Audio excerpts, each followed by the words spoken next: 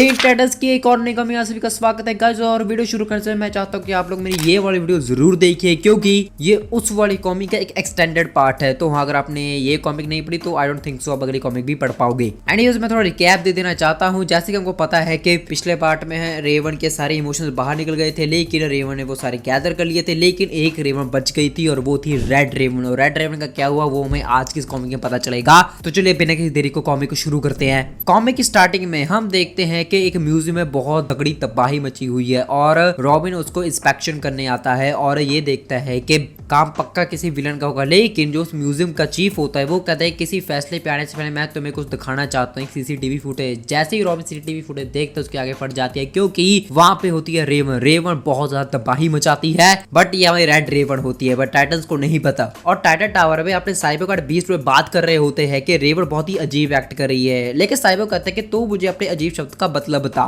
क्या Raven normal act कर रही है इसलिए वो अजीब है, या फिर वो अजीब एक्ट कर रही है इसलिए वो नॉर्मल है। तो बीस्ट कहता है कि यार तूने देखा नहीं वो कितनी आजकल खुश रहने लग चुकी है, ऐसी भाई रेवन बिल्कुल भी नहीं लगती। तो स्टार फायर कहती है कि अच्छी बात है यार, उसका मूड फ्रेश होने लगा है। और साइबर कहते हैं हाँ यार, बंदों का मूड चेंज होता रहता है। और तभी वहां पे रेवन आ जाती है, व्हाइट कपड़े पहने, गाना गाई। जी हाँ, गाना गाई। और अब सभी चौंकाना हो जाते हैं, क्योंकि रेवन अपनी जिंदगी में कभी भी गाना नहीं गा सकती। वो ये डिस्कस ही कर रहे होते, लेकिन तभी वहां पे रेवन आ जाती है, बहुत खुश हुई। और स्टार फायर पूछते हैं कि रेवन आजकल तो कुछ ज्यादा ही खुश रहने लग चुकी है। और अपना बीस्ट कहते हैं कि तू रेवन नहीं है, तू रेवन नहीं है। लेकिन रेवन कहते हैं नहीं नहीं नहीं, मैं रेवन ही हूँ। बीस्ट पे कभी भी यकीन नहीं होता, तो बीस्ट पे उस पे एक अंगूर का जूस गिरा देता है और उससे लगता है कि रेवन उसकी मां पर लेकिन रेवन ऐसा कुछ भी नहीं करती है, वो चुपचाप चली जाती है। और ये बहुत ज्यादा अजीब होता है, क्योंकि रेवन ने कभी भी ऐसा नहीं किया। लेकिन तभी वहां पे रॉबिन आ जाता है रेवन को डिस्कस करने। लेकिन रेवन अपने रूम में जाती है, एज रात बैटरी बोलती है और एज रात में पहुंच जाती है। जी हाँ, उसका होम जहाँ पे वो पैदा हुई थी। टाइटन रेवन के कमरे में जाते हैं, लेकिन रेवन वहां पे नहीं होती है। लेकिन तभी बचता है क्राइम अलर्ट नहीं बचता भाई, अपनी किटन का फोन आता है। वो कहते हैं कि भाई अपनी रेवन को समझा लो, वो मेरे बाप को बिना बात के मार रही है, मेरे बाप ने तो कुछ किया भी नहीं। लेकिन हम किरण मौत पे हम जाते हैं एज रात में, जहाँ पे रेवन अपनी माँ अरेला से मिल चुकी है और वो बहुत खुश है। एंड उसकी माँ भी कहती है इतनी खुश क्यों लग रही हो, क्या कुछ हुआ है क्या? तो रेवन कहती है कि सब कुछ ठीक हो चुका है, सब कुछ। और भाई दूसरी तरफ हम देखते हैं कि जो रेवन होती है वो लिटरली किरण मौत की गांड मार रही है, लाइक कसम से भाई, उसको हिलने का मौका नहीं दे रही। और अपनी जो किटर होती है वो रोकने की कोशिश करती है, लेकिन वो नहीं रोक पाती। लेकिन तभी अपने टाइटंस आ जाते हैं और वो कहते हैं कि हमें लगा था कि तुम्हारे साथ कुछ गड़बड़ है, पर उनको ये नहीं पता कि ये हमें ओरिजिनल रेवन नहीं है। वही दूसरी तरफ एज रात में उसकी मॉम बता रही होती है कि आखिर तुम इतना अच्छा कैसे फील होने लग चुका है, लाइक ये अच्छी बात है, तुम अच्छा फील करियो, लेकिन अच्छाई और बुराई हमारे अंदर है, यही तो चीज हमें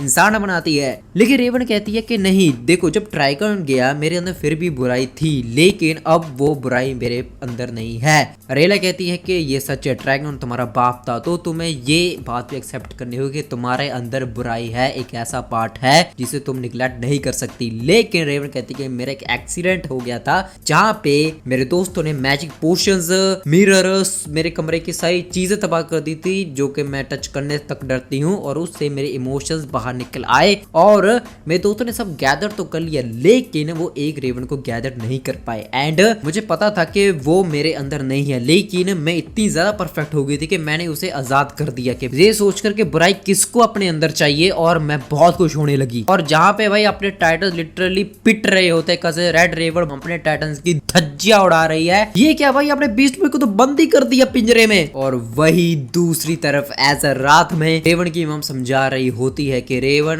काश मैं ये कह सकती कि तुम ऐसी हमेशा के लिए रहो, लेकिन मैं तुम्हें कुछ दिखाना चाहती हूँ, तुम्हारा एक डार्क साइड है जो कि बहुत तबाही मचा रहा है, तुम इसे नहीं भाग सकती, तुम इसी चीज के साथ पैदा हुई हो, तुम्हें इस चीज को बियर करना होगा। और शायद रेवन समझ चुकी है। तो हाँ भाई, जब अपनी रेड रेवन टाइटन से दोबारा लड़ने वाली होती है, तभी अपनी रेवन आ जाती है और वो कहती है कि इसे मैं हैंडल करूंगी, ये सब मेरी गलती है, ये मेरे बाप की गलती नहीं है, ये कोई प्रोफेसी नहीं है, ये मेरा कोई क्लोन नहीं हूँ, ये हूँ मैं पहले बहुत सेल्फिश हो गई थी, मैंने सिर्फ अपना सोचा और अपनी खुशी के कारण मैंने दूसरों को खतरे में डाल दिया, मैं ये और बर्दाश्त नहीं कर सकती। अगर मेरे परफेक्ट रहने से अगर दुनिया को कोई नुकसान पहुंचता है तो परफेक्ट होके भी क्या फायदा, तुम सिर्फ मेरी हो और मेरे ही रहोगे, तुम मेरा इमोशन और तुमसे कोई भी कुछ जुदा नहीं नहीं कर सकता। और रेड रेवन चली जाती है और जैसे ही बीस्ट को टच करता है रेवन कहती है डोंट टच मी। तो हाँ भाई अपनी रेवन फाइनली नॉर्मल हो चुकी है एंड वो कहती है कि मुझे इस चीज की रियलाइजेशन थोड़ी लेट हुई, लेकिन